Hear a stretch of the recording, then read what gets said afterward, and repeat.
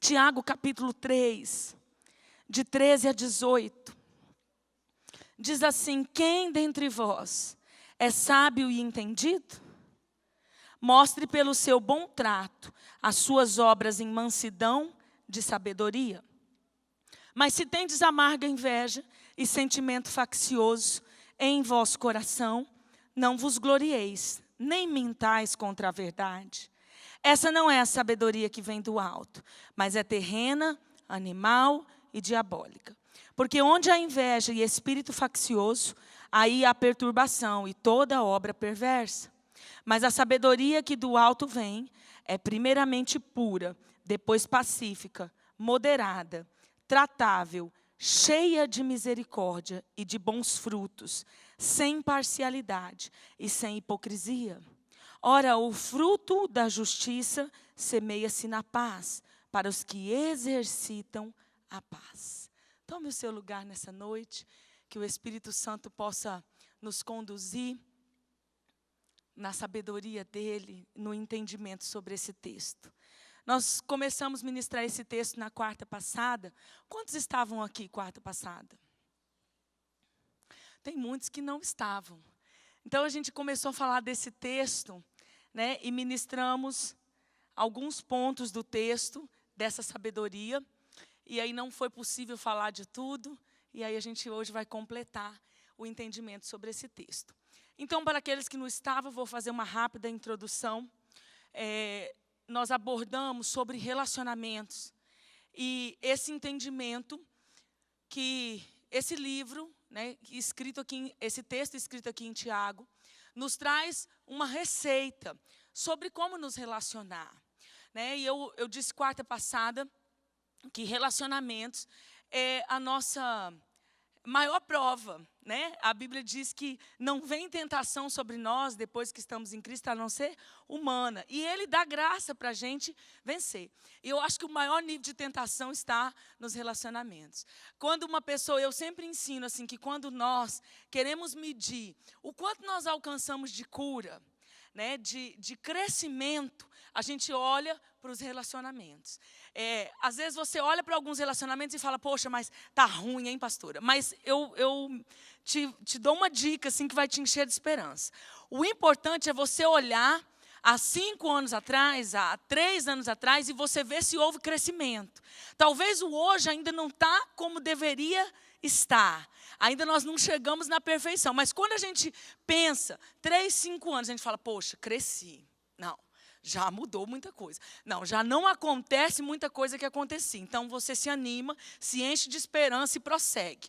Porque, gente, o maior desafio está em relacionar-se. Por quê? Relacionamento é com pessoas, né? Envolve pessoas. Eu vejo alguns tão desiludidos, né? É comum eu encontrar pessoas que dizem assim, por isso que eu gosto dos animais. Eu gosto de mexer com bicho, que é fácil. Mexer com gente é difícil. Gente, é difícil. Por quê? Cada um é de um jeito, tem sua personalidade, seu temperamento, tem sua história, tem sua família, né? Tem seus traumas, suas dores, né? Tem seus impulsos, tem sua maneira de ler e de entender as situações. Então, não é fácil. Relacionar-se é um desafio. E quarta passada, eu não comecei exatamente aqui no capítulo 3, mas eu comecei no capítulo 4 com essa pergunta intrigante, né, que começa no versículo 1 do capítulo 4. De onde vêm as guerras e pelejas entre vós? Né? Então ele pergunta, entre vocês, de onde vêm essas guerras, essas pelejas? Então aqui a gente já vê um cenário de guerras e pelejas de um contra os outros. No meio de vós, ele não estava se referindo a guerras de povos uns contra os outros, né, de nações, estados guerreando, né, ou de uma força civil ou militar guerreando. Ele estava dizendo do povo. De onde vêm essas guerras, né, aí que está no meio de vocês? E o próprio texto traz uma resposta no verso 1 do capítulo 4. Porventura não vem disto a saber dos vossos deleites que nos vossos membros guerreiam? Então ele diz, está tudo aí dentro, né? É esse conflito, é essa dificuldade às vezes de ceder, é os nossos membros guerreando. E o que acontece? Nas crises de relacionamentos, e quando eu digo crise de relacionamento, não é só entre marido e mulher, é todo o nível de relacionamento, mas nas crises nós acabamos guerreando uns contra os outros. Nós acabamos travando batalhas desnecessárias contra inimigos errados. Porque a Bíblia diz que a nossa batalha, ela não é contra carne e sangue. Nossa peleja, ela deve ser travada nas regiões celestiais, contra os inimigos espirituais, contra principados e potestades. E a gente acaba guerreando uns contra os outros, e a gente se destrói, se machuca, a gente mina relacionamentos. Às vezes a gente continua convivendo entre pais e filhos, entre cônjuges, mas a gente continua convivendo sem a beleza do que é relacionar-se, sem a alegria do que é viver ao lado de pessoas. Aí a gente acaba desistindo de pessoas, porque travamos uma guerra de uma maneira errada. E ele diz, de onde vem? Vem dos vossos membros que guerreiam entre vós. Então eu disse ontem, debaixo do versículo 16 da leitura que nós fizemos, o versículo 16 diz assim, porque onde há inveja e espírito faccioso, aí há perturbação e toda obra perversa. Então, quando o escritor vai escrever essa sabedoria de Deus, vai deixar registrado aqui, sobre essa sabedoria de Deus no versículo 17, aqui tem um contexto, que ele está ensinando sobre como relacionar-se, sobre como lidar, né, com situações que envolvem pessoas. Então ele diz assim, precisa viver debaixo dessa sabedoria. Quando a gente não vive essa sabedoria, então a perturbação e toda obra perversa se instala. Aqui que é a questão. Toda vez que a gente age contrário a esta sabedoria, que fala no versículo 17, nós abrimos um precedente, nós abrimos uma aresta, uma porta muito larga, diga-se de passagem, uma brecha escancarada, para que o espírito de perturbação e toda obra perversa se instale. Então, o que ele está se referindo? Nossos inimigos espirituais. Né? Quarta passada eu abordei sobre a ação de Moloque entre pais e filhos, eu abordei sobre a ação de Exus Mirins, que é muito comum na confusão, né? E eu disse, quando eles veem ou percebem no mundo espiritual essas confusões e a guerra uns contra os outros, é como se um assoviasse para o outro e dissesse assim, ó, cambada, cai dentro, que aqui está um lugar vulnerável. Né? Eu tenho para mim no entendimento que isso funciona como um imã. Quando se instala uma confusão, uma perturbação, é como um imã que atrai. Por quê? Aí é claro que os demônios vão pegar um lugar favorável e vão fomentar isso, para que as famílias continuem guerreando, para que as pessoas, os seres humanos continuem guerreando. E quem fica no cenário dando risada é eles, porque só quem ganha é o maligno. Então, onde essa guerra às vezes é travada? No trabalho. Às vezes em casa, meu relacionamento com meu cônjuge vai tudo bem. Mas em casa, no trabalho, às vezes chega uma pessoa nova, chega um novo funcionário, às vezes na escola, na faculdade, um curso, chega um novo aluno, e a minha dificuldade e falta de sabedoria para me relacionar, às vezes torna aquele ambiente, e a minha vida naquele ambiente um caos. Então Deus, ele vai ter uma receita para isso. Então todos os níveis de relacionamento, seja eu com os meus filhos, seja eu com meu esposo, seja eu com os meus pais, seja eu com meus irmãos na igreja, seja eu com os meus líderes, seja eu com os meus liderados, seja eu com as pessoas do trabalho, as pessoas que eu me relaciono de alguma forma, a receita que Deus vai dar é a mesma. E ela está aqui no versículo 17.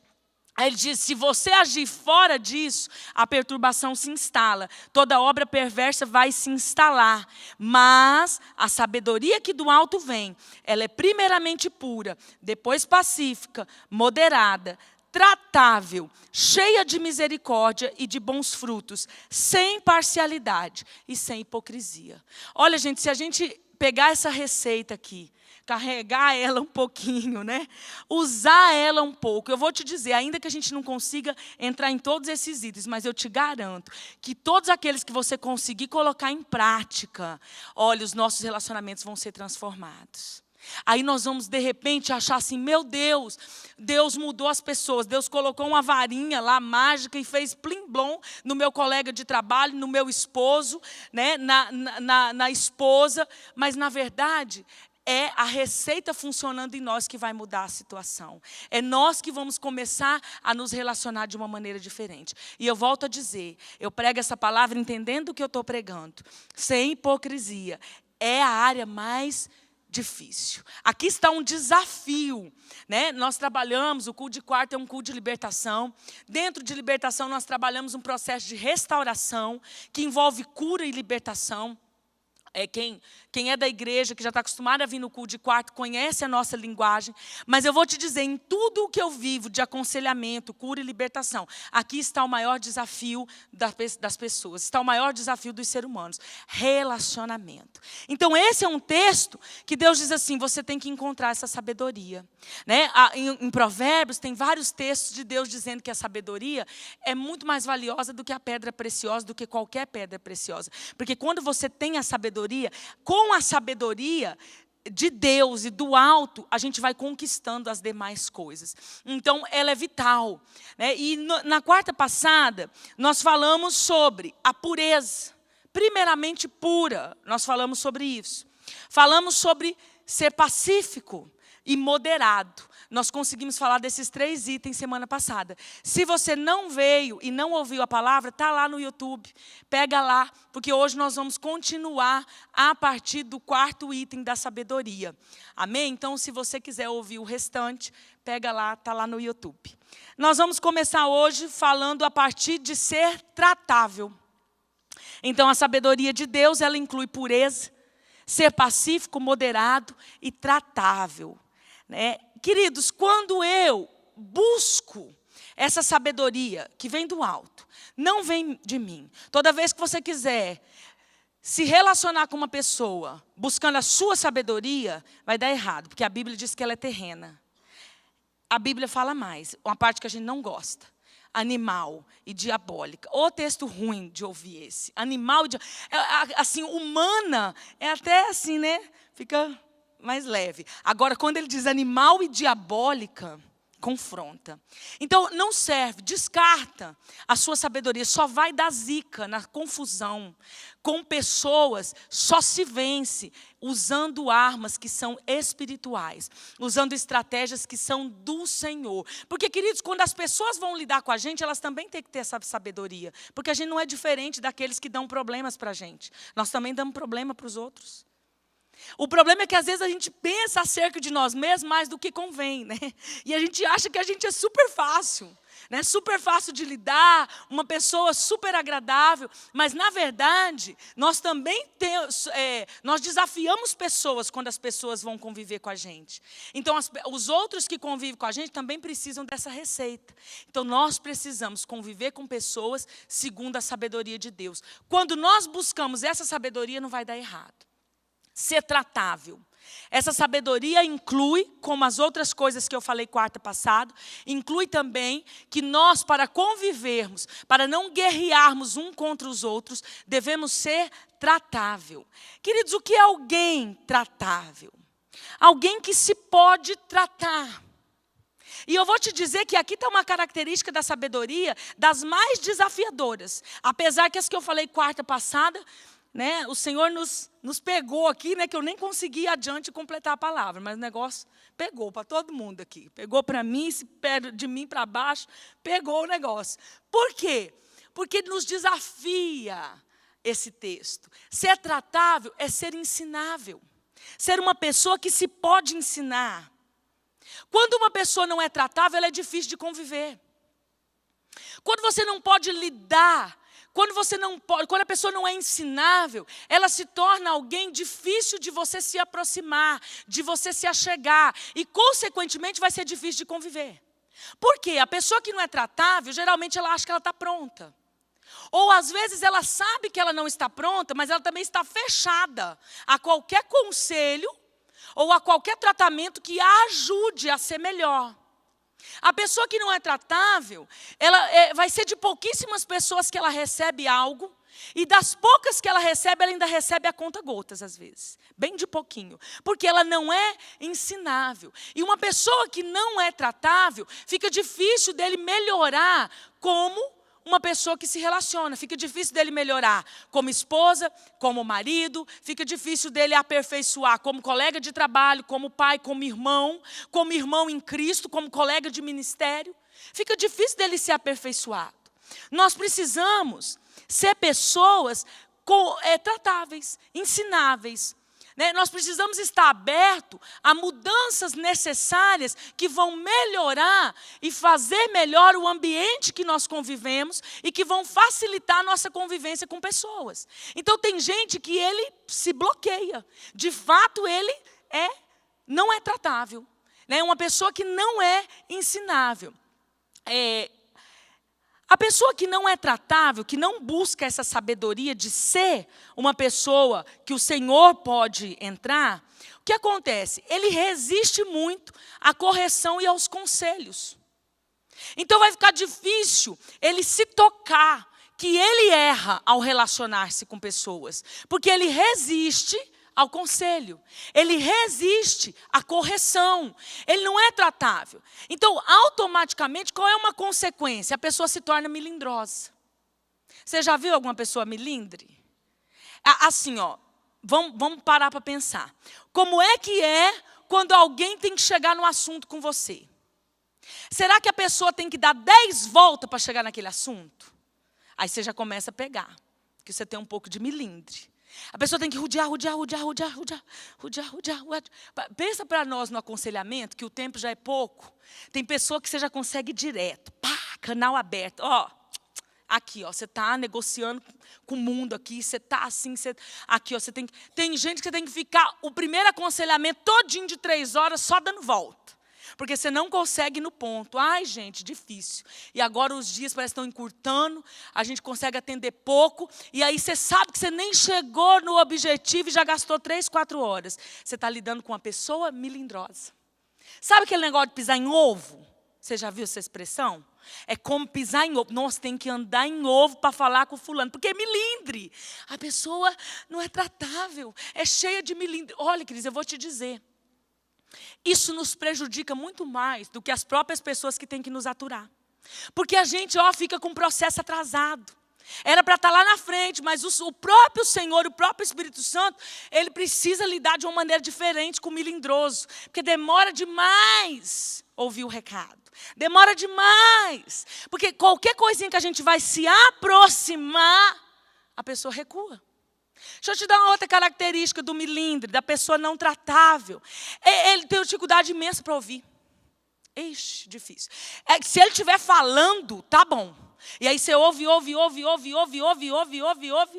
às vezes, quando eu pego uma pessoa assim, que ele não deixa entrar, quando eu vou naquele ponto, ele fala, tem que ir embora, pastora. Aí eu penso comigo, no segundo encontro eu te pego.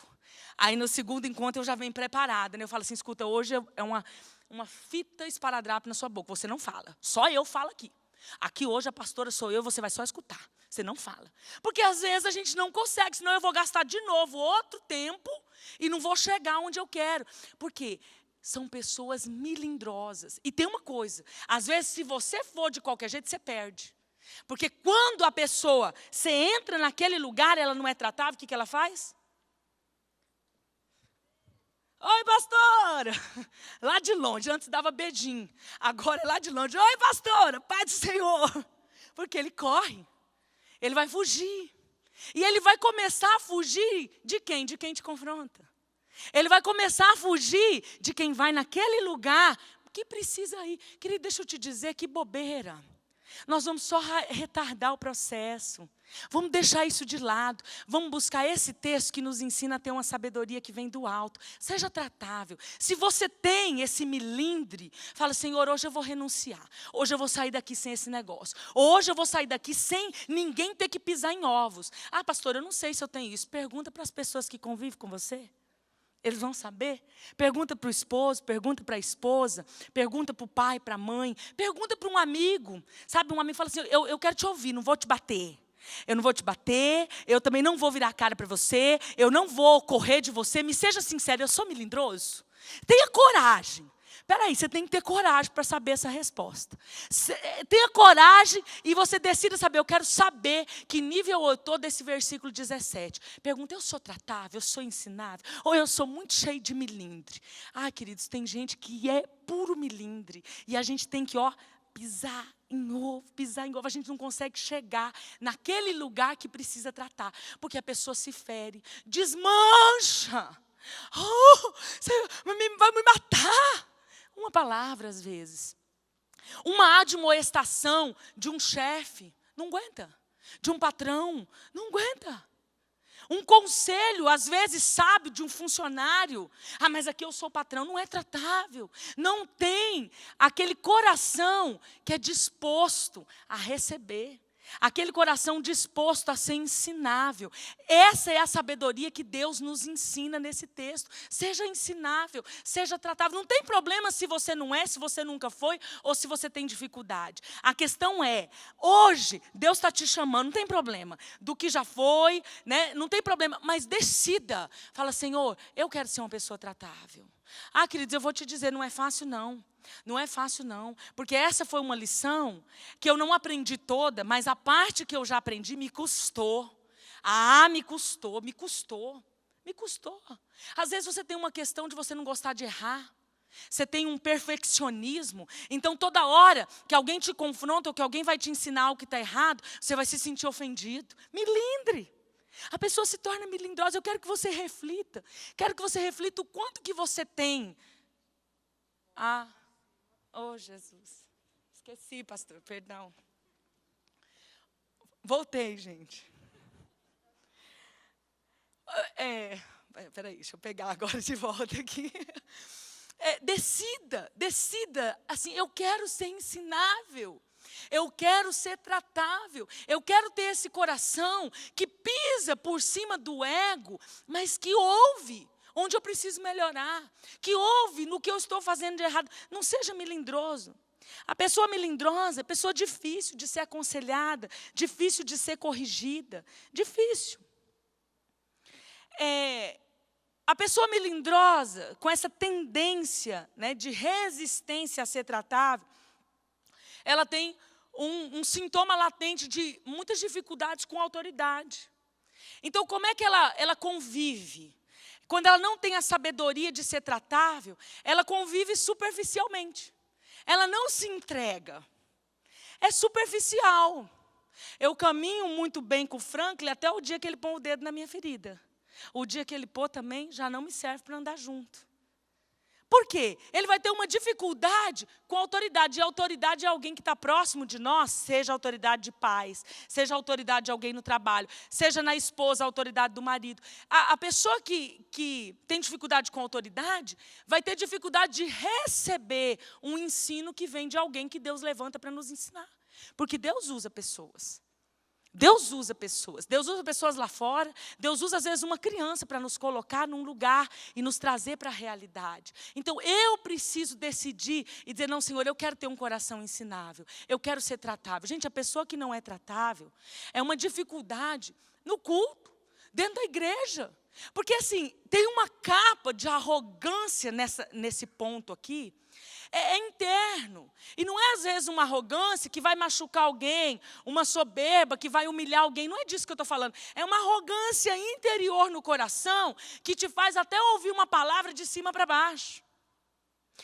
Não é para mim. Não é para mim. Ele está sempre por cima daquilo que está sendo pregado. Ele não tem condição de se examinar. Ele não deixa nem a palavra, mesmo que não seja alguém tratando comigo específico, nem a palavra que vem do altar não chega nele. Ele fica na superfície, não quebra o coração. Por quê? Porque quem não é tratável geralmente tem essa moldura de uma característica de orgulho, de uma arrogância interna, que não necessariamente, como eu disse e repito, é uma arrogância que humilha pessoas. Não estou nem dizendo desse tipo de orgulho, mas é interno, que não deixa penetrar o conselho de Deus, nem quando vem do altar, nem quando vem por alguém, nem quando vem na internet. Ele sempre vai ver outras pessoas na situação, mas ele dificilmente vai deixar aquilo quebrar, esmiuçar a pedra, esmiuçar a penha e entrar aqui dentro. Então, nós precisamos querer. De onde vem, às vezes, esse melindre, essa dificuldade de ser tratável? Muitas vezes vem de feridas não curadas. Muitas vezes vem de carência afetiva, vem de uma constante necessidade ainda de aprovação. E aí toda vez que vão me tratar, eu me sinto reprovado e eu não aguento isso. A minha alma não aguenta, eu sucumbo de novo. E isso gera um conflito interior. Então, muitas vezes a gente precisa perguntar para Deus: Senhor, qual é a raiz? Está em problemas do passado? Está em carência? Está em necessidade de aprovação? Está em problemas com a paternidade, com a maternidade? Senhor, de onde vem essa minha dificuldade de ser ensinável? De onde vem essa minha dificuldade de receber, de ser tratado? Eu quero saber, Pai, onde está a raiz. É um caso da gente ir para o secreto em Deus e falar para Ele: onde está alicerçado isso? No que está? Quem sabe está num trauma. Quando o Senhor te revela, a cura vem e você é liberado nisso. A sua personalidade vai saindo da sua personalidade essas amarras e você vai sendo livre para conviver mais com pessoas. Queridos, os processos são tão bons na vida da gente. A gente olha para trás, os conflitos que a gente tinha e aquilo que já melhorou hoje, a gente sabe que as correntes saem da nossa alma e a gente fica livre para ser agradável ou ser um pouco mais agradável, ou também a encarar os nossos relacionamentos e usufruir a alegria, os benefícios que Deus nos dá de conviver com pessoas.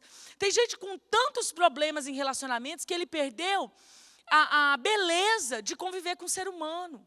Ele perdeu a esperança de que relacionar-se é bom. Tem pessoas que vão se envolvendo em solidão, em reclusão, porque se decepcionaram tanto que agora desistiram de conviver. Mas quando a gente para um pouquinho para ver, nós precisamos analisar. E como eu fui com essas pessoas? Será que eu usei essa sabedoria de Deus para conviver com essas pessoas? Deus não nos chama a desistir de pessoas. Deus nos chama a insistir em pessoas, mas a buscar a sabedoria dEle para conviver com pessoas. Deus não desiste de ninguém, mas Ele também nos deixa a receita. Busca a sabedoria que vem do alto. Porque se a gente for com a nossa sabedoria, nós vamos desistir de pessoas. É preciso humildade e quebrantamento para ser tratável. Sem humildade e quebrantamento, você não consegue pegar esse ponto, esse item do versículo 17. Essa característica só está em quem desenvolve quebrantamento e humildade. Ser tratável só está em quem desenvolve isso. E olha, eu vou te dizer, quando Deus quer tratar uma pessoa e ela resiste, Ele vai fazer de algumas formas, e em alguns casos, Ele é drástico. Tem aqui um texto em Ezequiel, capítulo 3, eu vou ler de 7 a 9, onde o Senhor levantou o profeta Ezequiel para confrontar a obstinação de Israel. Então, o que estava acontecendo aqui? Um semblante duro, uma dura cerviz, e Deus levantou um profeta para quebrar essa obstinação. Então, quando Deus vai tratar você, vai me tratar, e nós não somos ensináveis ou tratáveis, muitas vezes Deus vai usar situações ou pessoas que vêm ser como Ezequiel nesse texto. Diz assim no capítulo 3, o versículo 7 a 9. Mas a casa de Israel não te quererá dar ouvidos, porque não me querem dar ouvidos a mim. Pois toda a casa de Israel é de fronte obstinada e dura de coração. Eis que fiz duro o teu coração contra os seus rostos, e forte a tua fronte contra a sua fronte. Fiz como diamante a tua fronte, mais forte do que a perdeneira. Não os temas, pois nem te assombres com os teus rostos, porque são casa rebelde. O que Deus estava falando para o profeta aqui? Olha, eles são tão duros que o rosto dele vai querer te assombrar. E tem pessoas que você vai querer tratar que ele manifesta isso, exatamente o que Israel estava manifestando aqui. Ele fecha o semblante, o coração já está duro, isso até transparece no rosto. E você vê friamente aquela dureza para receber um ensino, ou uma palavra, ou um rema de Deus, ou um conselho. Você vê nitidamente, às vezes, a pessoa fechando o semblante. Você vê a pessoa de dura cerviz, refletindo o quê? A dureza de coração. E Deus falou para o profeta: olha, eu te fiz com a testa mais dura ainda do que a deles, não temas não. Mas por que Deus mandou o profeta não temer? Porque realmente os sinais que estavam manifestando no povo iam assombrar. o profeta, ia intimidar o profeta. Mas Deus falou assim: eu fiz tua testa dura. Eu fiz tua fronte dura, como um diamante. Né? Então, Deus às vezes vai usar situações ou pessoas com dureza para tratar você. Ah, querido, não queira isso. Se você pegar esse item da sabedoria, você não precisa. Você concorda? Diz um amém aí. Que está todo mundo muito quieto hoje. Não precisa disso. Fala: Senhor, eu vou ser inteligente. Eu quero esse negócio aqui, ó. Eu quero essa sabedoria que vem do alto. Porque eu não quero não que o Senhor levanta pessoas, profetas e nem situações de dura serviço. Não quero ser tratado com dureza, não. Porque quando Deus vai tratar os seus filhos, Ele vai tratar de qualquer maneira. Mas a forma com que Ele vai chegar até você para te tratar vai depender do seu interior, da sua disponibilidade de receber ou não. Então já vai com inteligência dizendo: eis-me aqui, eu me rendo, eu me jogo, eu me lanço, eu sou tratável sim, Senhor, eu quero te ouvir, eu quero escutar o teu conselho, eu quero entender por onde ir, eu quero entender o que mudar.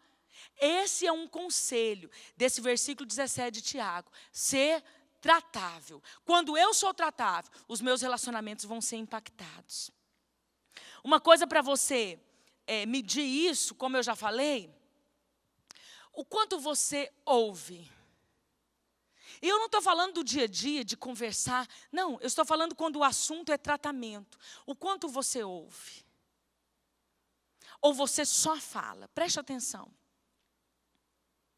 Gente, esse reflexo, ele é uma linha bem tênue. A gente vê assim, uma linha bem fininha. Às vezes nós estamos orando por pessoas. Claro que tem gente que não presta atenção ou nunca foi ensinado, por isso que faz o que eu vou falar. Mas tem pessoas que é o reflexo de não ser tratável. Ele vem e pede uma oração, a gente vai orar. Ele ora junto com a gente ou mais alto que a gente. Aí você fala assim: uai, mas ele nem está prestando atenção na oração? Eu, às vezes, paro, né? Porque, assim, minhas cordas não andam muito boas, estou submetida a uns tratamentos, eu não consigo concorrer com a altura de voz. Então, às vezes, a pessoa começa muito baixo, eu vou falando: amém, Senhor, amém. Eu concordo, eu não estou me pondo contra a pessoa, eu vou concordar com a oração dela. Mas ela não recebeu minha oração. E ela nem percebeu. Ela sai dali feliz, satisfeita, mas ela nem percebeu que ela não recebeu a minha oração. Se ela veio buscar a minha oração, ela foi embora sem. Porque eu concordei com a dela. A oração que movimentou aquela situação foi a dela. Eu só fui em concordância com ela. Ela nem presta atenção, às vezes eu fico olhando. Falo: gente. Por quê? Porque às vezes a pessoa não para nem para ouvir. Você pediu uma oração. Eu, por exemplo, quando eu peço uma oração para alguém, eu fico prestando atenção e eu quero até pegar um gravador, porque às vezes eu esqueço. E eu queria até gravar, para mim depois ficar vendo qual foi o rema liberado, o que foi lançado. Seja bom ou não seja confortável para a minha alma, não interessa. Eu quero ver o que Deus usou aquela pessoa para orar por mim. Então eu fico sempre atenta. Mas eu nem sempre fui assim, eu aprendi isso com o Senhor. Eu aprendi a ficar atenta. E a gente olha que às vezes a pessoa tem tão pouca paciência de ouvir, que até a oração, ele fala, mas ele não ouve. Quando você vai buscar um conselho de alguém, quando você vai atrás de alguém, para que Deus use aquela pessoa, para ser resposta na sua vida, preste atenção, seja tratável, ouça. Ouça, fale o que você tem que falar, mas depois ouça. Você percebe uma pessoa que não ouve, porque o olho dela já diz tudo. A hora que você está falando não interessa mais, tá? Interessa quando ela está falando. E você ouve, porque quem é treinado para ouvir, ele ouve a pessoa. Mas quando você vai falar e dá a direção, a mente dela vagueia. O olhar dela demonstra a impaciência, né? Tipo assim, acabou a graça. Essa pessoa é uma pessoa que é difícil de tratar. Ela não é tratável. E aí a gente precisa ir lá e dizer assim, ó, entra nesse lugar da sabedoria de Deus, porque senão o processo vai ser árduo. Às vezes Deus vai levantar um profeta como Ezequiel aqui, de dura serviço. Às vezes Deus vai levantar um ímpio e vai endurecer a testa de alguém até ímpio. Às vezes Deus vai fazer como uma testa de diamante, uma testa dura. Uma situação Ele vai usar como esse diamante. Para quê? Para quebrar. Porque se não for assim, não vai. Então, qual que é o meu conselho? Vamos buscar essa sabedoria do alto, que nos ensina a ser tratável. Fica mais fácil o processo, fica mais leve o processo. Nós vamos ser pessoas que vamos nos relacionar melhor. Não vamos guerrear uns contra os outros. Nós vamos relacionar uns com os outros. A guerra é contra Satanás e os demônios. Amém? O texto diz, cheia de misericórdia e de bons frutos. É uma outra característica dessa sabedoria em Tiago 3,17. Cheia de misericórdia e de bons frutos. O que eu quero falar sobre a misericórdia? Uma primeira coisa que, no meu ponto de vista, se resume em tudo. Se colocar no lugar do outro nos nossos relacionamentos. Isso é usar de misericórdia para nos relacionar com pessoas. Sentir a dor do outro. Ter compaixão do outro. Queridos, às vezes nós somos tão duros nos nossos relacionamentos com as pessoas, mas quando a gente erra, nós vamos querer que as pessoas tenham compaixão com a gente. Quando a gente erra, nós vamos querer que as pessoas relevem os nossos erros. Que as pessoas relevem as nossas falhas. E como às vezes a gente é tão duro. Como às vezes nós somos tão duros. Mas nós não conseguiríamos lidar se as pessoas fossem duras com nós como nós somos com os outros. E a gente não para pensar. Colocar-se no lugar do outro. Para um pouquinho. A sogra, o sogro. Para um pouquinho, respira. Sai da situação e se coloca um pouquinho no lugar dela naquela situação. Como você estaria naquela situação se você estivesse naquele lugar? Porque quando você se coloca, a compaixão vem, porque de você queria que tivessem compaixão. Porque se fosse você ia querer misericórdia. Às vezes a gente julga e machuca pessoas com as quais nós nos relacionamos, por exemplo, com um erro que a gente não comete. Não é assim? Pecou, falhou, né? Errou, às vezes errou feio. A gente, duro juízo, mas a gente esquece. Porque às vezes não é uma área de fraqueza nossa, aí a gente pensa, eu não ia fazer, então eu vou nessa área, né?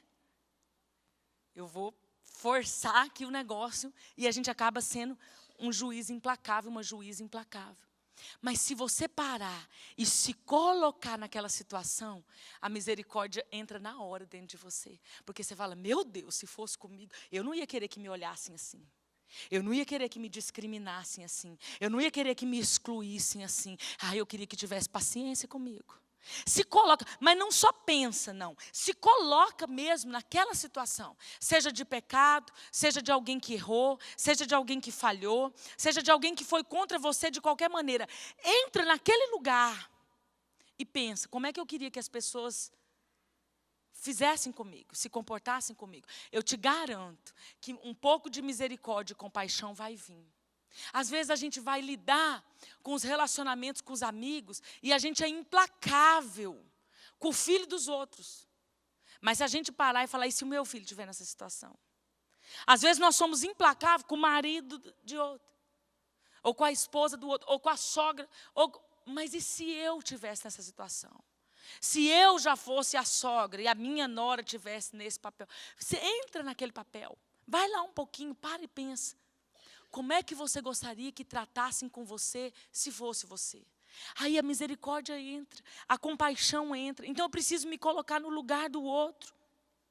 Mateus 7, o verso 12, diz assim, portanto, tudo o que vós quereis que os homens vos façam, fazei-lo também vós, porque esta é a lei e os profetas.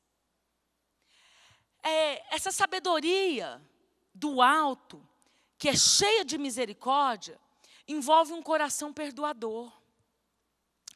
Queridos, um coração perdoador, ele se relaciona muito melhor com pessoas, em todos os aspectos do relacionamento. Um coração perdoador, né, ele vai se relacionar livremente, livre das amarras da amargura, livre das amarras do ressentimento e do ódio. O coração precisa ser perdoador. Se você tem um coração duro, que não é perdoador, fala para o Senhor, eu quero, Senhor, esse item da sabedoria. Dessa sabedoria que vem do alto. Eu quero essa misericórdia que está falando aqui no verso 17. Porque eu não tenho misericórdia em alguns momentos. Reconheça isso. A falta de perdão vai trazer para dentro de nós aquele tumor que constantemente vai querer estourar de novo. Que constantemente vai querer vir para fora de novo. Mas quando nós perdoamos a ofensa e cobrimos isso com sangue, nós vamos promover o quê? O amor e, consequentemente, o ambiente de paz. Então, aquele conflito instalado em qualquer tipo de relacionamento, a paz vai voltar mediante a amargura sair. Então, nós precisamos conviver e ser cheio de misericórdia para ter um coração perdoador. Isso faz parte de quem tem misericórdia. Provérbios 17, o verso 9, diz assim: aquele que cobre uma ofensa promove amor, mas quem lança em rosto separa bons amigos. O coração perdoador é até você chegar no nível do perdão que não lança mais em rosto. Ah, pastor, eu ainda estou jogando na cara os negócios do ano passado lá em casa. Então, confessa. Essa é noite de conserto. Fala, Senhor, não quero mais. Eu quero essa misericórdia que tem na tua sabedoria. Eu não vou mais lançar em rosto. Aquilo que eu perdoar, eu vou perdoar. A Bíblia fala da armadura de Deus, das sandálias do Evangelho da Paz. Querido, já pensou? É necessário sandálias para a guerra. E a nossa guerra é nas regiões celestiais. Aí já pensou, vamos usar nós aqui, que os de casa fica mais fácil para apanhar. Você pega o Ministério de Libertação, aí eles falam assim, pastora, me escala lá para o tal seminário, mas não me põe na escala se o fulano tiver. Não me põe não, porque não... Então não perdoou, certo? Como é que vai para a guerra sem as sandálias do Evangelho da Paz? Ah, pastor, isso não acontece aqui. Ah, não? Desde a equipe de cozinha até altar, queridos, se nós não formos tratáveis, se nós não tivermos misericórdia para conviver, acontece sim. Porque as pessoas falham, porque nós também falhamos. As pessoas erram e nós também erramos.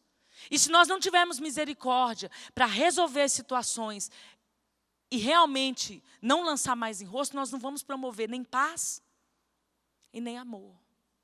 Eu costumo dizer, como é que você vai para a guerra sem os calçados do Evangelho da Paz? O Evangelho é da paz. Vai em guerra, vai em discórdia, está sem sandália. Está sem proteção nos pés. Aí como é que você vai pisar serpentes e escorpiões e nada vai te causar dano? Claro que vai causar, não seja inocente. O sangue de Jesus não é uma varinha de condão. O sangue de Jesus é mediante a obediência à palavra dele. É mediante a obediência, ele tem o efeito de proteção mediante aquilo que a gente obedece. Quer um ambiente de paz nos relacionamentos? Quer que o amor se instale e nos cubra? Nós precisamos ter um coração perdoador. Se você lança em rosto, você não está vivendo isso aqui que Provérbios 17, 9 diz. Aquele que cobre uma ofensa, cobrir, promove amor. Mas o que lança em rosto separa bons amigos. Engraçado que tem gente que separa mesmo os bons amigos e até o problema do outro. Alguém vem contar uma situação, já está quase resolvendo, aí aquela amiga sem misericórdia fala assim, mas você esqueceu o que ele fez? Mês passado, o ano passado, faz 6 meses, você esqueceu o tombo que ele te deu? Ainda vai fomentar. Nós falamos semana passada, daquele que é pacífico e levanta a bandeira da paz. Perdoa, sem lançar em rosto. Pastora, eu não dou conta, a senhora pensa que é fácil porque não sabe a minha situação. Mas para isso, nós temos um amigo, aquele que nos ensina. Você pode dizer, Espírito Santo, me dá a mão, vem nessa situação. Eu já tive situações de muita dificuldade de perdoar. Eu tive que ir muito para o Senhor para conseguir realmente limpar. Mas eu usava os recursos, ceiava, fazia uma ceia de conserto, falava, Senhor, que esse sangue venha limpar o que eu não dou conta, que o Senhor venha tirar de mim a dor que está me fazendo não perdoar, que o Senhor venha limpar da minha vida e me tirar das amarras, do fel de amargura que está me fazendo lançar em rosto de novo. E aí nós vamos seguindo, nós vamos aprendendo, nós vamos caminhando, nós vamos andando. Coração perdoador. Então, essa sabedoria, ela é cheia de misericórdia e de bons frutos. Então, quando eu tenho essa misericórdia que me dá esse coração, os frutos vão ser bons. Os frutos na prática vão ser bons. Vão mudar. As atitudes vão mudar. Por quê? Daquilo que tem aqui, vai refletir para fora. E o fruto vai aparecer. Não tem algo interior bom, consertado, remido pelo sangue, se o fruto lá fora não está. Então, obrigatoriamente, o fruto vai aparecer daquilo que o meu coração transformou. Outra característica dessa sabedoria, a Bíblia diz no verso 17 que ela é sem parcialidade. A sabedoria para conviver e para se relacionar, ela não tem parcialidade.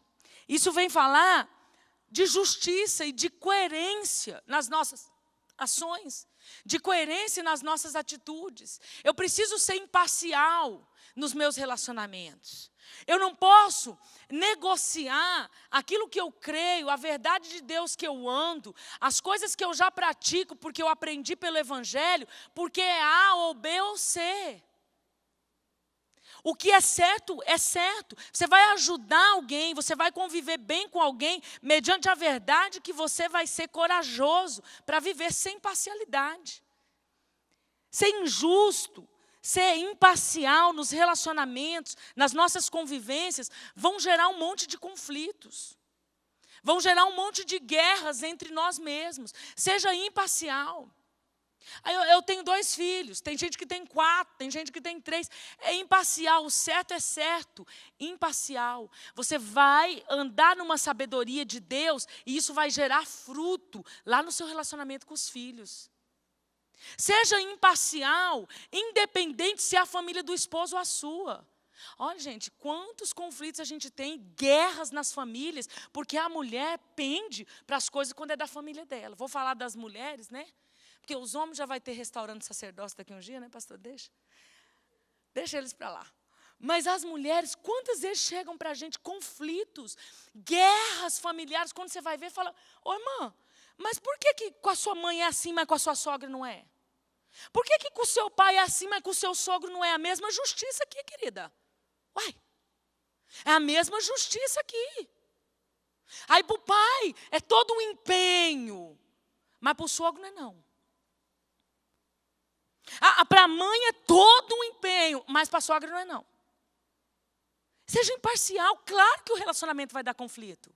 É lógico, você está sendo imparcial. Não puxa, né, como diz o ditado, a sardinha para o seu lado. Seja imparcial para relacionar-se. Você vai construir relacionamento sólido, relacionamento debaixo de uma palavra que Deus nos ensina a como nos relacionar. Senão você vai viver o que o versículo 4 de Tiago está falando. Você vai viver guerra uns contra os outros. Mas ele diz imparcialidade, justiça na nossa maneira de relacionar. A gente tem muitos aconselhamentos que a gente vê errar muito. Por exemplo, as mulheres às vezes chegam com uma história de já casarem com um homem que já foi casado, ou a mulher mesmo já foi casada. Enfim, às vezes tem uma imparcialidade. Os filhos dele, né? Como a gente trata, às vezes, situações que tem um conflito, uma guerra, o espírito de orfandade entra em pais contra filhos. Você vai ver, é porque agora a mãe ou a madrasta, não, para a filha dele que é com outro casamento, eu não deixo comprar, não. Não vai dar, não, vai dar o ruim, vai comprar o pior. Não, para minha filha vai comprar o melhor. Tem pessoas que trazem um filho para o casamento e o homem nem é pai do filho que ela trouxe para o casamento. Mas ela quer o melhor para o filho dela, mesmo que ele foi com outro marido. Mas a filha ou o filho dele lá de fora, não dá não. Eu, às vezes, quando pego uma situação assim, que eu estou aconselhando o homem, eu falo mesmo, sem dó. Eu falo, por quê? Pastora, aí a guerra está feita. Eu falo, então você vai orar mais. Vai orar mais contra esse espírito de manipulação na tua casa, porque você está deixando um filho órfão, porque você não está cuidando. Você não falou que tinha filho antes de casar? Aí, às vezes, eu tenho que aconselhar a irmã. Que vergonha, queridos. Às vezes, a crente é a mulher. O homem nem crente não é. E ela está fazendo o rolo, o inferno no relacionamento, porque não quer que o marido compre coisas de primeira necessidade, ou leva num médico por uma situação. Faz um inferno. Estou dizendo que o inferno é um inferno. Os relacionamentos se quebram. E a gente vai ver, a crente às vezes é a irmã. E aí eu falo, meu Deus. Imparcial. Seja imparcial. Senão vai dar crise. Vai dar ruim, como diz os meus filhos. Seja imparcial. Não queira puxar só para a sua família. Os homens também. Não queira puxar só para o seu lado ou para o seu sangue. Não queira fazer as coisas. Seja justo. Nós não somos justos por inteiro, que justo é Jesus. Mas busque coerência com a justiça de Jesus dentro dos seus relacionamentos.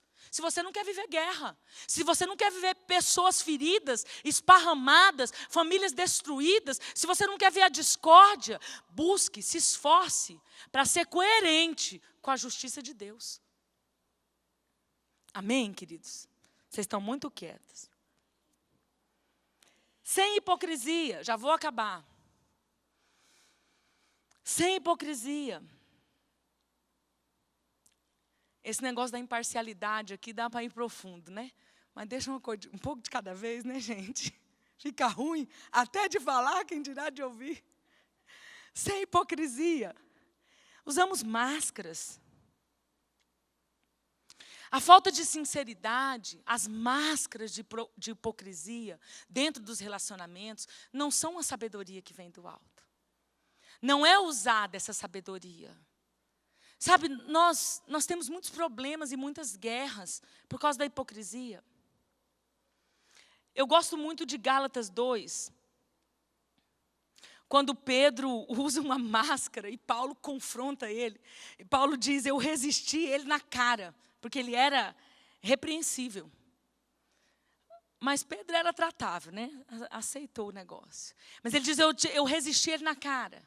Por quê? Perto dos judeus ele se comportava de um jeito. Perto dos gentios ele se comportava de outro. Duas caras, né? Duas situações diferentes. Uma capa de hipocrisia. E aí Paulo falou assim, se decide. Perde um é de um jeito, perde outro. Assim a gente às vezes faz dentro dos nossos relacionamentos. Com tal pessoa, vou botar tal máscara. Não, é com outro grupo, vou colocar outra máscara. Não vai dar certo. Quando as coisas vêm para a luz, as mentiras vão sendo desmascaradas, aí a capa da hipocrisia aparece. E aí a gente fala, puxa, feri, machuquei, magoei, errei com pessoas. E às vezes o pior, quando nem cai a nossa ficha para admitir que nós fomos hipócritas, às vezes a gente endurece no orgulho, numa soberba, na altivez humana, e a gente guarda aquilo e nem admite, nem se arrepende, e a gente continua culpando pessoas. A gente continua culpando pessoas. A gente continua dizendo, é culpa de fulano, foi culpa de ciclano, lá também foi culpa, lá foi... E eu não olho para mim, para dizer, onde eu errei? Como é que eu convivi? Será que eu usei uma máscara aqui? Será que eu feri porque eu fui hipócrita? Será que eu me comportei de maneira diferente, perto de uma pessoa de um jeito, perto de outra pessoa de um jeito, perto do marido de um jeito, perto dos filhos longe de outro? Onde a hipocrisia está? Eu quero te desafiar hoje a dizer, Senhor, arranca isso. E eu quero te desafiar mais. Fala para o Senhor colocar lentes na sua vista, assim como eu oro, Senhor, põe na minha também nessa noite. Para que o Senhor nos dê lentes, que enxerguem isso. Porque às vezes é camuflado. Às vezes nós não percebemos. E eu quero orar, nesse momento, liberar uma palavra que o Espírito Santo, durante esses dias, pelo menos até o final de semana, pelo menos até domingo, o próximo culto, que o Espírito Santo, ele haja como essa lente de contato na sua vida, te mostrando. Onde está camuflado isso? Senhor, de repente eu estou agindo com hipocrisia. De repente eu estou agindo sem misericórdia. Eu estou agindo com parcialidade com pessoas em situações que estão bagunçando os meus relacionamentos e eu não estou percebendo. Então eu quero te desafiar. Diz para o Senhor, me mostra. Me mostra. Me mostra isso porque eu quero arrumar. Porque eu quero entrar debaixo desse versículo 17, de uma sabedoria que vem do alto. Queridos, essa sabedoria não tem erro. Ela não dá errado. Ela vai gerar frutos. Vai abençoar a nossa vida. Vai abençoar os nossos relacionamentos.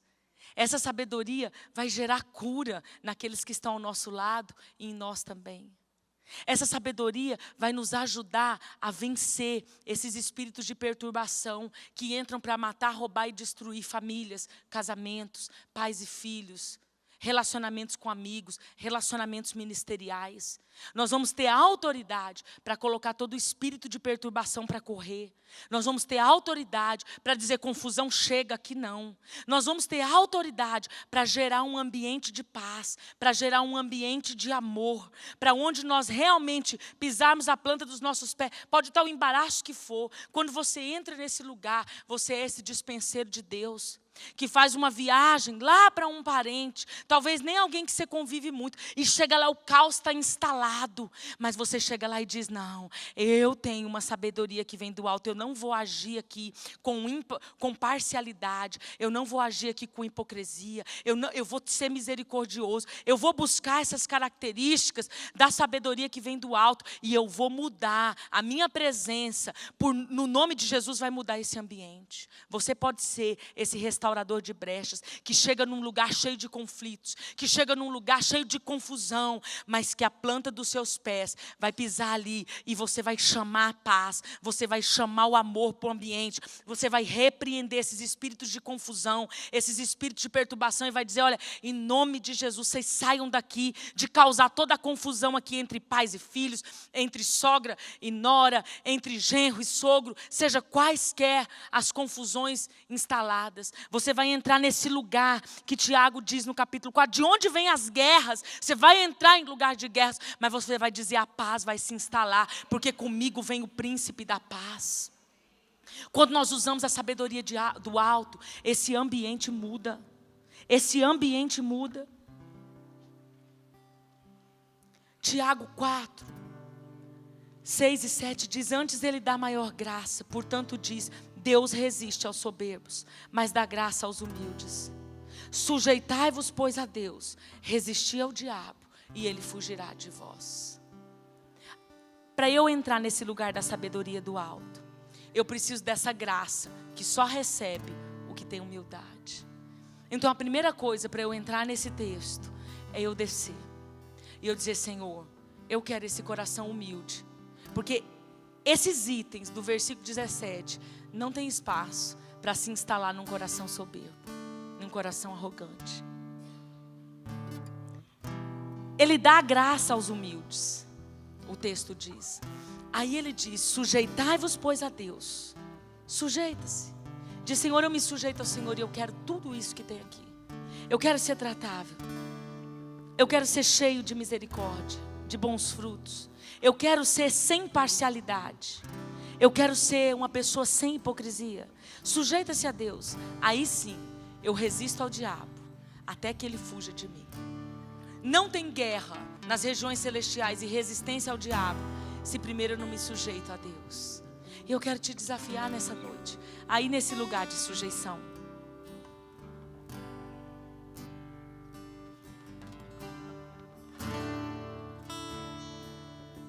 Eu quero te dar uns minutos, sentado como você está, de joelho, deitado, de pé, como você quiser. Mas eu quero te dar uns minutos para você pensar no que foi ministrado aqui. Uns minutos para você fazer uma retrospectiva nessa viagem que é os nossos relacionamentos. Dá uma olhada para eles.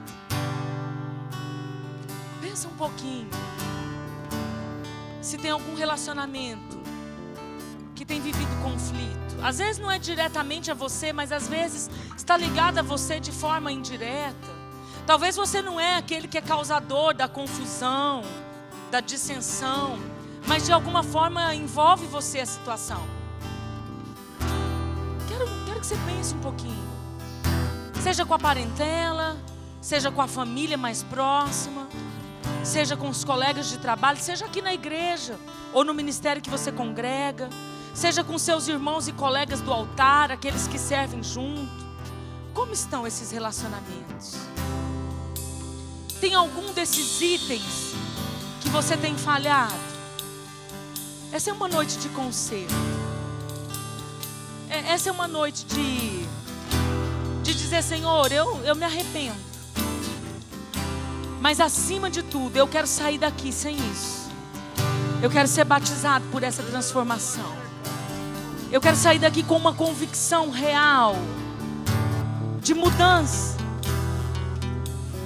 naquilo que eu preciso.